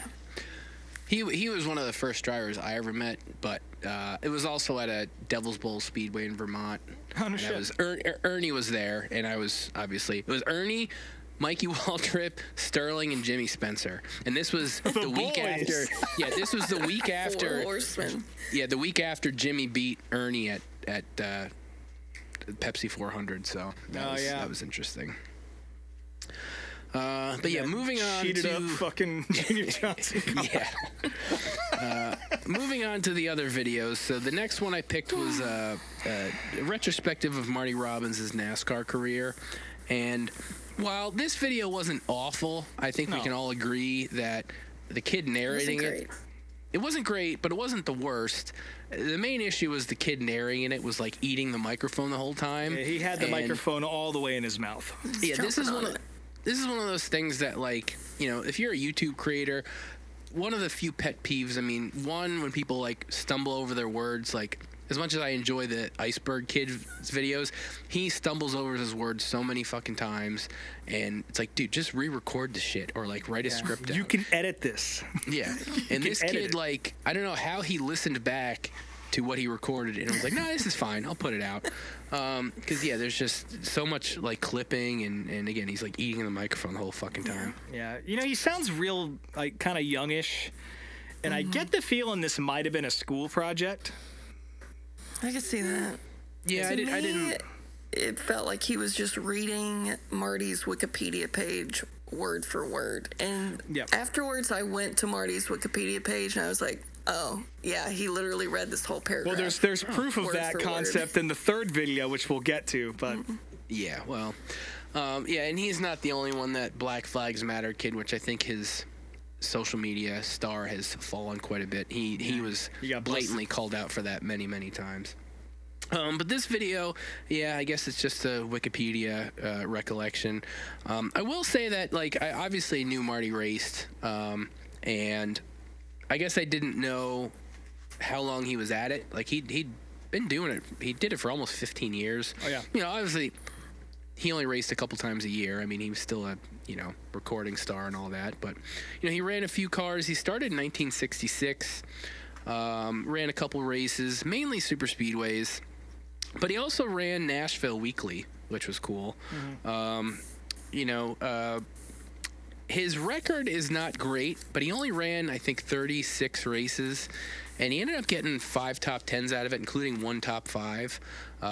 But most of the other ones are all DNFs, mostly engine failures, but there was one good wreck, which I'll mention in a second. One funny note was in 1972, in qualifying, he ran a lap that was 15 miles an hour faster than everybody else. Yeah. And NASCAR went to give him, like, the Rookie of the Race title or whatever, and he turned it down because he, I didn't know this, this way back when, but there was some sort of, not a restrictor plate, but the carbs were restricted in a way to kind of keep speeds down a little bit, and he just took it off. Nope, not today. He's like, I wanted to see what it was like to run up front. Yeah. Then he was promptly disqualified. Yeah, so. His car was definitely of the Jimmy Spencer variety that day. Yeah. So that was pretty funny. He got a couple top 10s at, like, Ontario Speedway and Darlington. His first Daytona 500 in 1973, he wrecked and took out a young Darrell Waltrip and Red Farmer. He got a top 5 at Michigan in 1974. And then another note, so this is one of the ones where he wrecked, but I think it was at Darlington. He mentioned that he ended up saving Richard Childress' life, apparently. I guess Richard wrecked and was in the middle of the track, and his choice was to either T-bone him. T-bone Childress or hit the wall, and he hit the wall and broke his ribs and had a bunch of injuries, actually. So he fucked himself up pretty good, but he managed to preserve the life of Richard Childress there, so that's a pretty noble move. It's his fault that we have Austin Dillon now. Yeah, I guess. And at this point, he was running his own car a few times a year. When the Chargers went away, he ended up running a Dodge Magnum, which pretty much the couple guys that were running Magnums never did very well, and all his starts were DNFs. In 82, he came back, ran a Buick Regal, and switched to the number 22 from 72. And his last race was at Atlanta in 82, and he DNF'd. And 21 days later, he died of his third heart attack at age 57. Yeah. So while that's tragic, it's pretty crazy to think he was still running the Cup Series in his late 50s. Yeah. So that's pretty wild. And they show a couple guys I know. Unfortunately, Corey LaJoie ran a Marty scheme at one point a few years ago at Darlington, but I did not realize that Kyle Larson also did in 2016. I think Larson was the first one to do it. Yeah, I mean, obviously he had to have been the first one to do it, but it was an Xfinity race, if I remember correctly. Yes, it was. Yeah. Also, Marty Robbins with the most badass album cover of all time. His record today is just him standing in front of his fucking race car. And not my favorite Marty Robbins record by a mile, but the cover itself is worthy of being in a frame in your living room. So it is literally front and center in my living room. I'm looking at it right now. It is bad to the fucking bone, and as was Marty Robbins. Yeah. So not a great video, but I mean, again, if you didn't really know much about Marty Robbins and his racing career, it told you in a more visual way than Wikipedia would. So there's that. Yeah, it's like having your 9-year-old cousin read you a Wikipedia article at a barbecue. It's kind of what it was like. In their toy microphone. Yeah. Into the Teddy Ruxpin. Yeah. And now we've gone good, worst here. God, yeah, so this is definitely the worst, and of all three videos, this one. Yeah, it's the one that I within 10 seconds, and I know we all felt the same way. Within 10 seconds, I was regretting picking this because I didn't realize this was done by the guy who runs the Daily Downforce, which I think is one of those clickbaity Twitter sites, and garbage, which makes sense because this guy has the most douchey wannabe like radio announcer voice you could have. Well, it's like that YouTuber style where it's like, I can't even describe it. Like everything's kind of ironic and just like this sort of like Bill Nye like children's show. Like, oh my goodness, what? I don't know. It's fucking stupid. Yeah, that's a fair way to put it. And this was supposed to be about NASCAR drivers trying to cross over and do country music, which I guess maybe I thought there were a few more than there actually were, but there really aren't. All they really talk about, all this dickhead really talks about in this video is the NASCAR Goes Country record, which, that came out in the mid-'70s and didn't really do anything. Yeah. It was all pretty bad. It was just, drivers doing covers of country songs. He said Cale Yarborough's was the best, and I went and listened to it, and I don't know if I'd agree with that. I don't think that's the best. Yeah. Well, what pissed me off about that is he said, I'd say, Cale Yarborough, you have a future in country music if you were still alive. You disrespectful little twat. Yeah, that was unnecessary. And I think the one funny note that I got out of that was I guess some of these drivers thought that this record was going to sell, and they had DW had a choice of either taking a $10,000 check or whatever the potential royalties were, and he ended up getting completely nothing out of it because the record didn't sell at all. Yeah, he chose royalties. Yeah. This kid said most of these songs on YouTube barely break 10,000 views. They're no Drake or Kendrick numbers. I was like, oh my this God, guy can I hate you. What the fuck are you talking about? Suck my balls out of my asshole. Fuck this guy so hard, dude. a visceral reaction to this video. Yeah. The next thing he brings up is the World Series of Country Music record, which was basically just a sequel to the first NASCAR Girls We Country all have record. this, right? Yes, we all had this. Yeah. I'm pretty sure. I know True Love gave it to me because she found a bunch. You found a bunch of where, like a flea market or something? No, there was someone that I guess I'd sold them some stuff through Instagram, talking back and forth, and they worked for Hut Strickland, and Hut Strickland had boxes of unopened copies in his warehouse. So this guy just sent me a whole box full of unopened copies. I know Jeff Bodine has mentioned having tons of those too at one point, so that all makes sense because I will say that I have actually seen commercials for this watching old races on YouTube, so there was more marketing done for it, and like Earnhardt was on it and a bunch of guys, but they only sold 20,000 copies, which maybe today's terms that kind of sounds like a lot, which it really isn't, but 20,000 then is nothing. That's when everybody was buying music. Well, it explains why every copy I've seen of it is factory sealed. Yes, 100%. I do enjoy this one more than the first one, just because these songs are like all original and real like hokey. Yeah, they're racing songs. Themed. Yeah, it's definitely a more kitschy record in a good way. So there's that. The only real note coming out of this record was, somebody thought Kyle Petty had some talent as a singer, which I don't agree with. I've listened to some of Kyle Petty's attempts at music, and he can't sing. Like, he sings in a way where he doesn't put his full effort into it. It's very like breathy it's and all like throat. Yeah, it's he's not a good singer at all.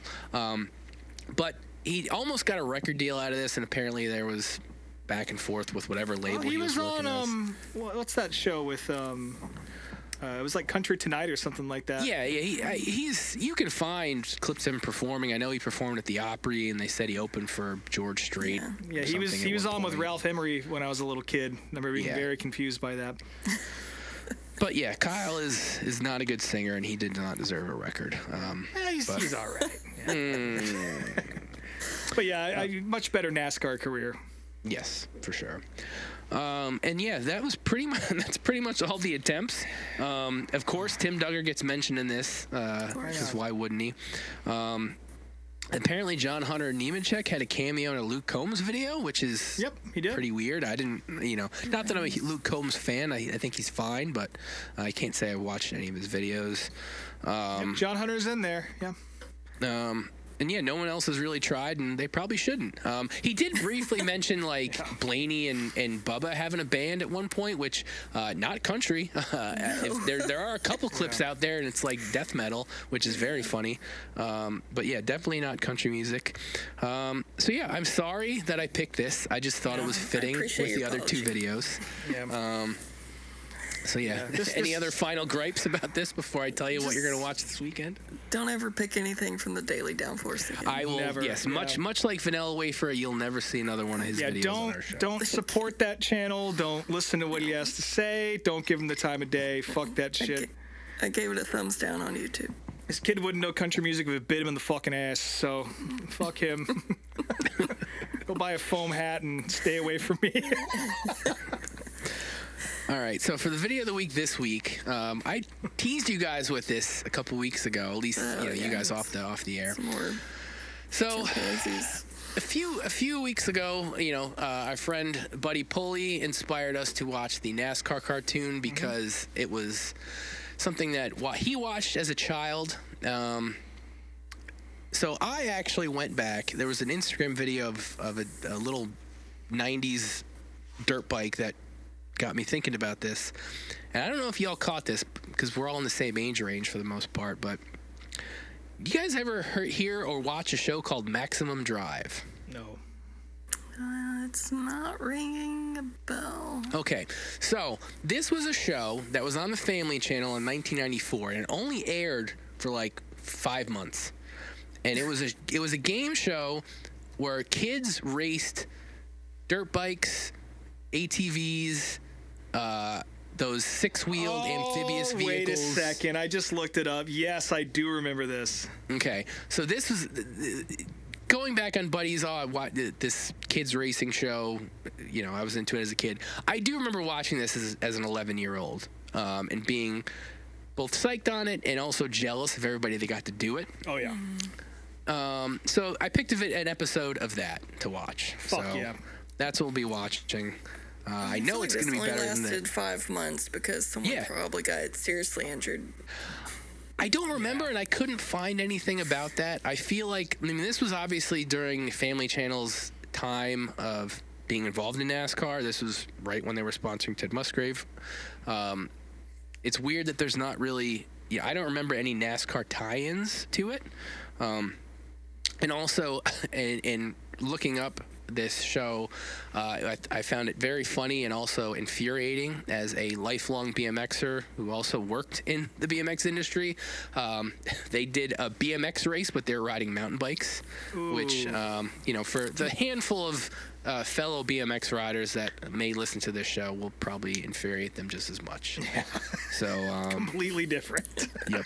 So yeah, that is what we'll be watching for next week. Fuck yeah. Very, very 90s type of game show here. Yes, very much.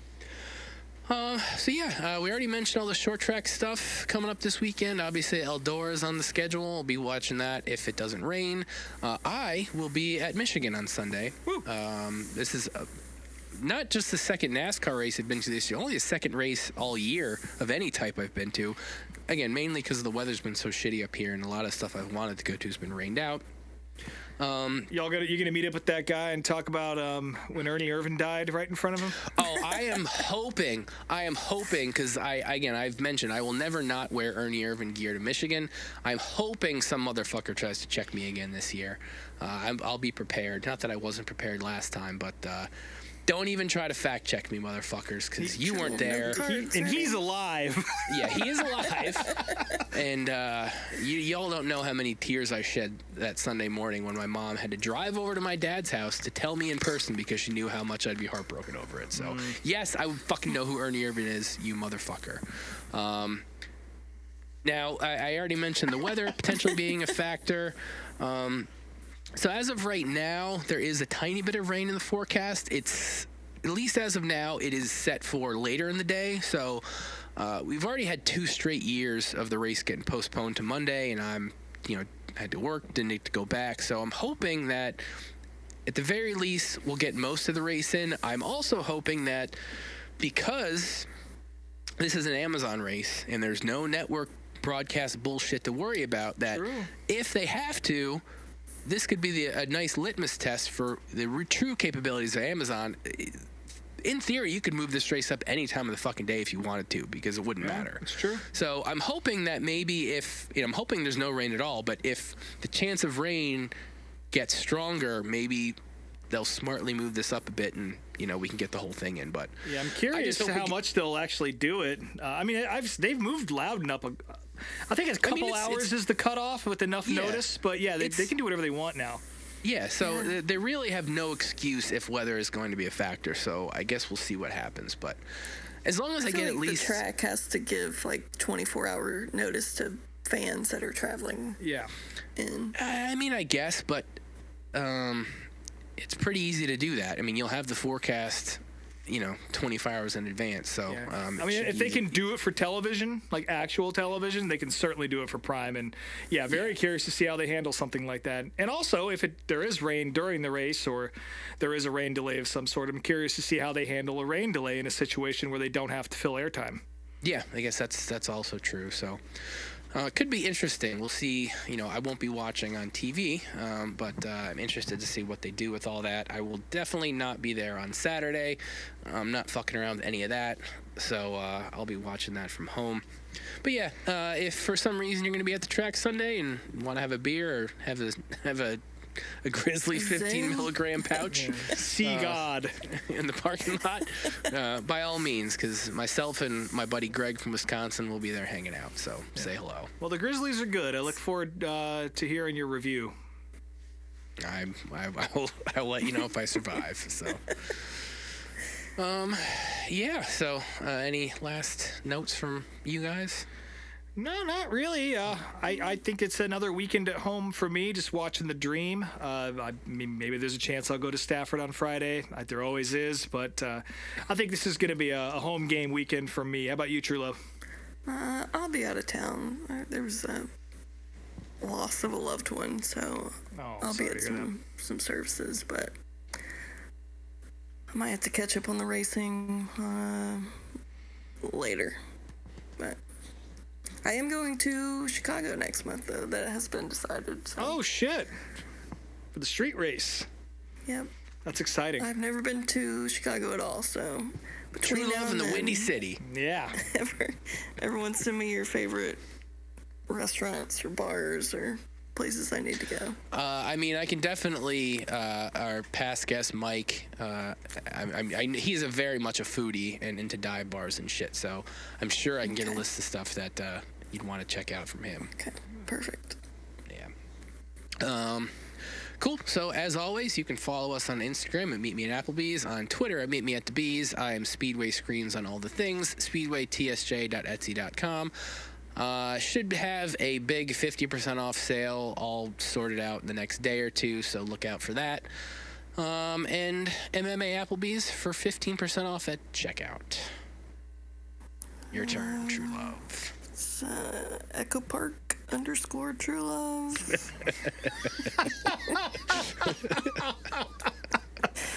Well, I'm glad to see you've gotten over it. You don't want to see me go full boomer on the internet for the next 7 years. That's what I'll be doing. Is that how long the deal is? 7 years of bad luck. Damn, that's a shame. Mm-hmm. Well, I'm Rob Moats _ unofficial on Instagram. My band's called These Wild Plains. Really nothing coming up except for that little European run coming up at the end of July. Looking forward to that. And, yeah, I'll be watching the Dream this weekend. So if you guys want to... Got any questions about dirt late model racing as you tune in on Flow Racing, or maybe I'll even do some shit on the Instagram. I haven't done that in a little while, and that's a good opportunity to do so. But, yeah, like I said, just go to a racetrack this weekend. Season's in full swing. There's no excuse not to. And I feel like I had something else I was going to mention. Oh, yeah, Mama Luna's was a pizza place I went to in Chicago, True Love. That was really good, Chicago style. I'm sure some people have other recommendations, and you'll get plenty of them. But that was the one I remember about 20 years ago, knocking your socks off. I before I came here, before we started the show, I was at my buddy's birthday party, and somebody somehow got a Lou Malnati's pizza at this party here in Cleveland. It was decent. They ship them. I'm not a big deep dish guy, though. I'll say that. Like, I had the last time I was in Chicago, I tried Pequod's, and it's just like a cake, man. It's just it's really big. Doesn't do it for me. I do love some cake. It's different. Yes. Your interest is piqued. Cool. Well, with that, looks like the check is here. So thanks for joining us again in Applebee's, and we'll talk to y'all next week.